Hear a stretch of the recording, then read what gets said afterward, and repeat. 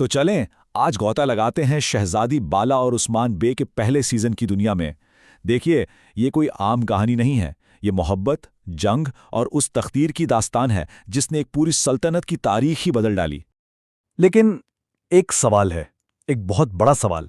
کیا محبت کی کوئی کہانی اتنی بڑی ہو سکتی ہے کہ وہ ایک پوری سلطنت سے بھی عظیم ہو جائے؟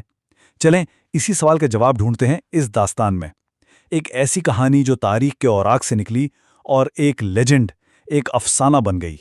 دیکھیے، کسی بھی عظیم داستان کی جان ہوتے ہیں اس کے کردار، اور ہماری کہانی کی شروعات بھی دو ایسے ہی غیر معمولی لوگوں سے ہوتی ہے۔ دو لوگ جو بظاہر بالکل الگ، دو مختلف دنیاؤں کے باسی تھے۔ تو ایک طرف ہیں شہزادی بالا، اور یہ کوئی عام شہزادی نہیں ہے، شاہی خون تو ہیں ہی، لیکن ساتھ ہی اناطولیا کے سب سے مضبوط قلعے میں پلی بڑی ایک ماہر تیر انداز اور ایک بہترین تلوار باز بھی ہیں۔ اور پھر دوسری طرف ہیں عثمان بے، ایک ایسا نڈر اور بہادر سپاہی جس کے نام کا ڈنکا سلطنت کی سب سے خطرناک سرحدوں پر بجتا ہے۔ ان دونوں کی راہیں الگ الگ تھیں، لیکن تقدیر انہیں سیدھا میدان جنگ میں ایک دوسرے کے سامنے لانے والی تھی۔ پر انہیں کیا معلوم تھا کہ اصل خطرہ باہر سے نہیں بلکہ محل کی اپنی ہی دیواروں کے اندر سائے میں پنپ رہا تھا۔ تو ان کی پہلی ملاقات وہ کسی شاہی دربار کی چمک دمک میں نہیں ہوئی، نہیں، بلکہ سرحد پر اڑتی دھول اور جنگ کے شور میں ہوئی۔ سوچیں ذرا، عثمان کی نظر جب اس شہزادی پر پڑتی ہے جو اپنے لوگوں کے ساتھ کندھے سے کندھا ملا کر لڑ رہی ہے، تو بس تلواروں کی اس جھنکار میں، ایک نظر میں احترام اور کشش کی ایک بالکل نئی داستان کا آغاز ہو جاتا ہے۔ مگر جہاں یہ تعلقہ بھی پن بھی رہا تھا، وہیں محل کے اندھیروں میں ایک خطرناک سازش جنم لے رہی تھی۔ اقتدار کا بھوکا ایک غدار وزیر وہ ایک ایسا جال بن رہا تھا جو صرف انہیں الگ کرنے کے لیے نہیں تھا، بلکہ اس میں پوری سلطنت کو تباہ کرنے کی طاقت تھی۔ اور یہی تھا ان کے رشتے کا پہلا اور شاید سب سے بڑا امتحان۔ عثمان پر الزامات لگے، شک کے بیج بوئے گئے، لیکن شہزادی بالا نے کیا کیا؟ اس نے آنکھیں بند کر کے یقین نہیں کیا، بلکہ سچائی کو کھوجا، خود تحقیقات کی، سازش کو بے نقاب کیا، اور اسی ایک قدم نے ان کے درمیان اعتماد کی وہ بنیاد رکھ دی جو پھر کبھی ہل نہ سکی۔ تو ٹھیک ہے، اندرونی سازش تو ناکام ہو گئی، لیکن اب سلطنت پر ایک نیا، ایک بڑا خطرہ منڈلا رہا تھا، ایک بیرونی دشمن۔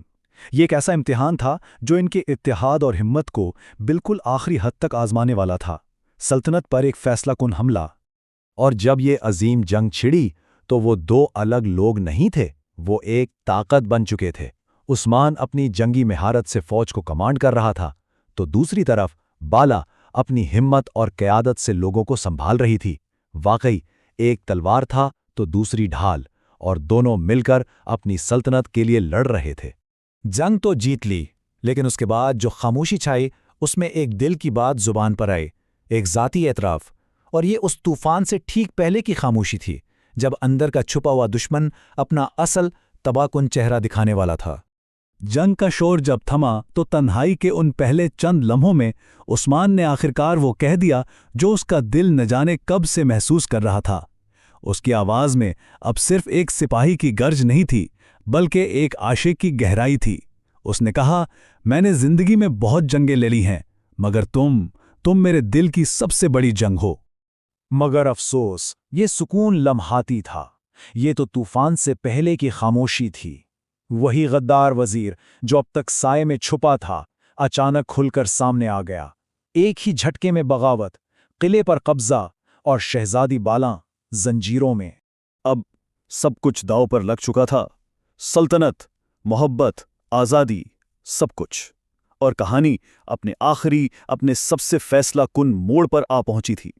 اب صرف ایک ہی چیز باقی تھی، آخری مارکا، قلعے کی آزادی اور سلطنت کی تقدیر کا فیصلہ۔ اور پھر وہ آخری جنگ شروع ہوئی۔